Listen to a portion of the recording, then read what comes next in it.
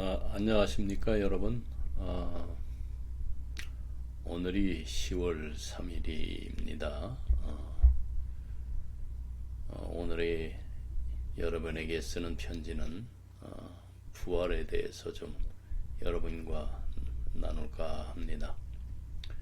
최근에 고린도전서 15장을 읽으면서 깊은 감동을 받았습니다.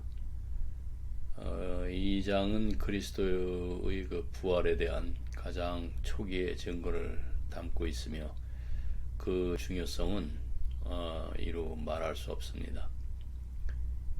예수님의 그 십자가형 이후에 약 20년 후에 쓰여진 이 말씀은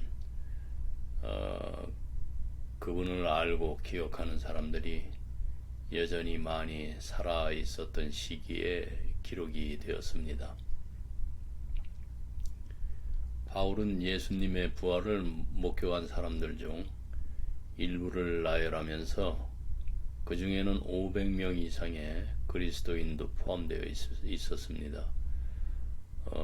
바울은 그들 중 대부분이 아직 살아있다고 언급하며 부활의 증거가 단순한 환상이 아닌 실제 사건임을 강조합니다.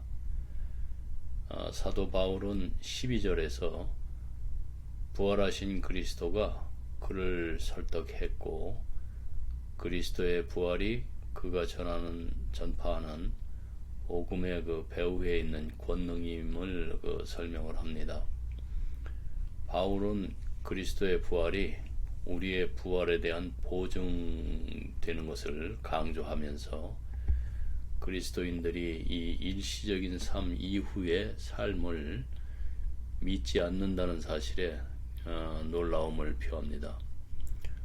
전쟁이 있던 시절 죽음이 오늘날에도 전쟁이 여기저기서 많이 일어나고 있지만 우리도 전쟁의 위험에 처해 있고 죽음이 언제든지 닥칠 수 있었던 시절에는 우리의 그 필멸성, 반드시 죽어야 된다는 그것을 받아들이고 그리스도의 약속에 대한 믿음을 강화하는 것이 아주 상식적인 일이었습니다. 하지만 전쟁이 끝난 이후로 한국전쟁을 이야기합니다. 한국의 많은 기독교 신자들이 사후세계를 믿지 않는 듯 합니다. 최근에 그 여론조사에 따르면은 2022년 한국의 기독교 신자가 사후 부활을 믿는 정도는 약 69% 정도, 미국은 한 63% 정도, 영국은 46% 사후 세계를 믿는다고 합니다. 이 숫자가 중요한 건 아니지만 그리스도의 부활과 그 영원한 삶을 나누는 것에 대한 믿음은 항상 복음의 그 필수적인 부분이었기 때문에 많은 사람들이 이 중요한 약속을 받아들이지 않는 이유가 참 궁금하지 않을 수가 없습니다. 영원은 단순히 확장된 시간이 아닙니다. 우리는 시간과 공간의 그 제약을 벗어나면은 시간도 공간도 의미가 없다는 사실을 이해해야 합니다. 사도 바울은 그 35절에서 이 문제의 핵심을 짚으면서 부활이 단순히 육체의 부활이 아니라 영적인 부활임을 설명을 합니다. 하나님께서는 우리에게 새로운 환경에 적합한 영적 몸을 주실 것입니다. 그리스도의 부활은 우리의 보장입니다. 이 말은 우리가 살아있는 이 신앙생활을 하는 기간은 우리의 영적 몸을 만드는 기간이라고 여러분들이 생각하셔도 좋습니다. 바울은 그리스도의 부활의 그 패턴을 따라서 인간의 부활에 대한 기독교 신앙을 옹호합니다. 고대 그리스 신앙과 로마 신앙의 그 부정적인 생각을 바로잡고자 하는 것인데요. 그리스도의 부활은 인간의 그 딜레마에 대한 열쇠이며 죽음의 패배를 증명하는 것입니다.